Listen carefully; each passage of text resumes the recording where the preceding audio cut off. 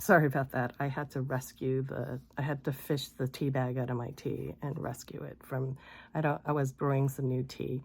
It's fantastic, by the way. I'll introduce it in another video later, but anyways, I didn't want it to oversteep and be bitter. But about this rose centifolia. So yeah, so you have to keep that in mind. It's actually not what I would call a perfume. It is just basically like a stripped down sort of exhibition or type of, it's showing you the raw ingredients. And this raw ingredients is only probably like in small. They don't use a huge portion of this in the perfumes themselves, because there's so many other ingredients. And then, but when you smell the ingredient, when you smell that, you just smell the composition. This is actually just like the raw ingredients. And that's what it basically highlights. That's the explanation behind it, is it's basically the highlights of this raw material. And I'm glad I bought it, because I've always been curious to smell the actual raw materials. And it also kind of like, I don't know, it's something about it. It's like, some people might say it's missing something, but to me, it's like the purity, you know what I mean? I like the purity. And so I'm a person that likes rose in all of its like glory. And I do know that when you extract rose from the flower, it's not going to smell like the stereotypical like fantasy rose. That is actually like a composition made out of many different ingredients, like vegetable, spice, honey, citrus, other types of fruits, and actually make that type of composition in that you associate with rose in your head. I know this because one of my favorite drinks is actually rose. The rose buds are they harvest actual rose buds. Some are red rose buds, some are, my favorite and most classiest and deepest flavor is the actual Siberian rose buds, pink rose buds that are very tightly like, they're tight buds and they're super expensive.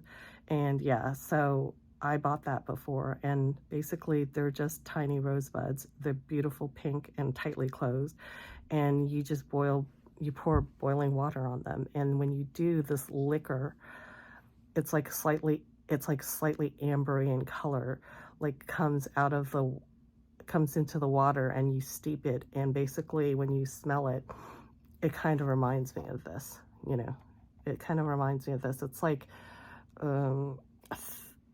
it's like delicate. You have to enjoy subtlety to maybe get the beauty of this.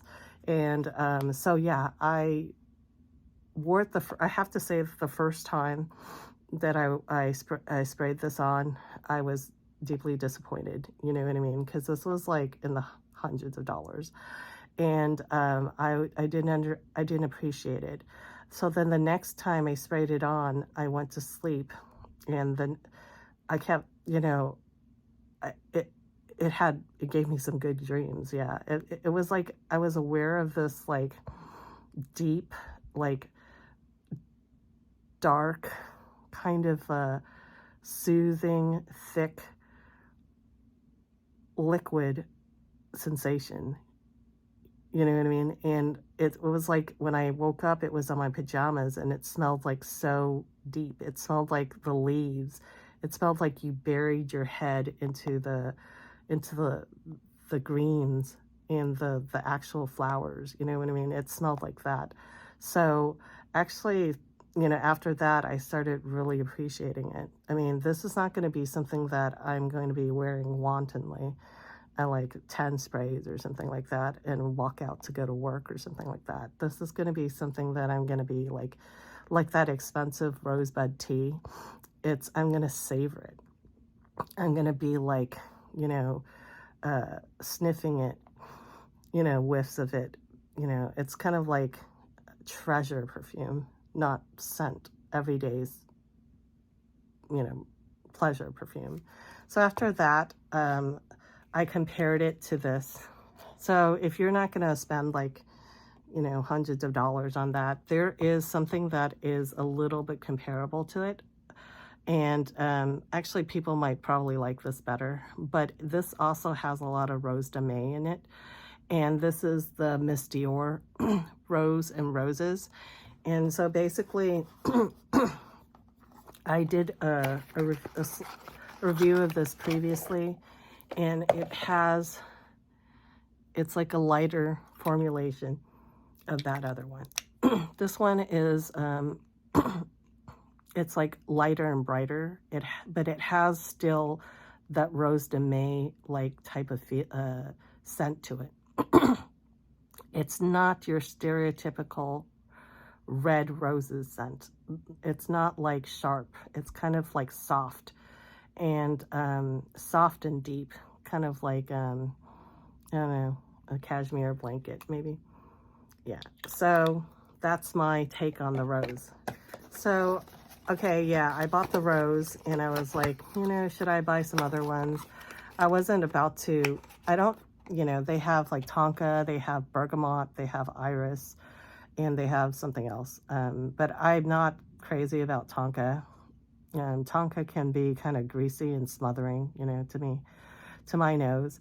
And iris I would generally love, but I would have to be crazy about it because I really want to get another iris. And this was the Santa Maria Novella iris that they came out with. I heard such good reviews about that I'm about to maybe bust out for that. So the Iris Polita, I wasn't sure if I wanted to get it because I'm such a connoisseur, you know what I mean? I didn't want to get disappointed. But someone else mentioned that the Bergamotto so they have this, was fantastic. So I was able to get my nose on this, just this, like a few weeks ago, like a week ago. And yeah, it was good enough for me to purchase. So I love bergamot. Bergamot is basically like one of the first, when I first got into perfumery, I went into this place where you can actually like take notes, like scents, and have the people perfume your body care products. And one of the best smelling single notes that I smelled was bergamot. And bergamot is like a really cool citrus from Italy.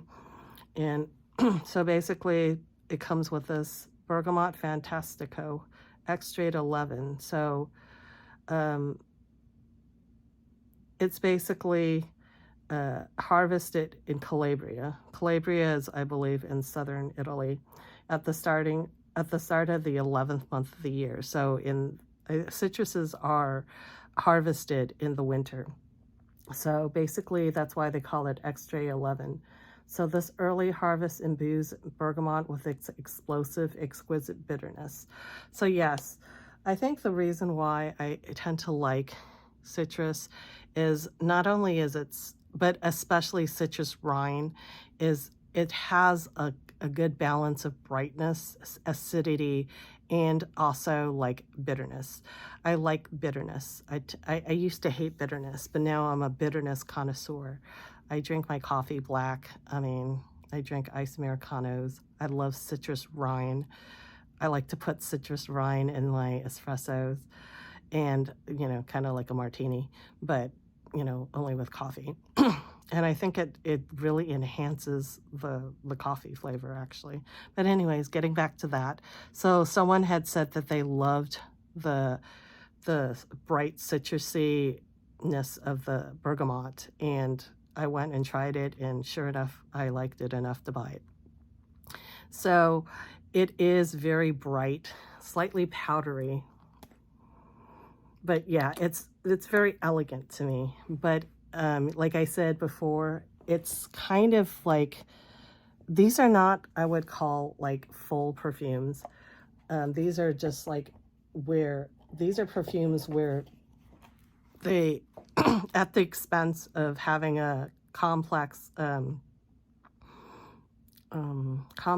composition, they really highlight the single note. And this note the bergamot never gets lost in here.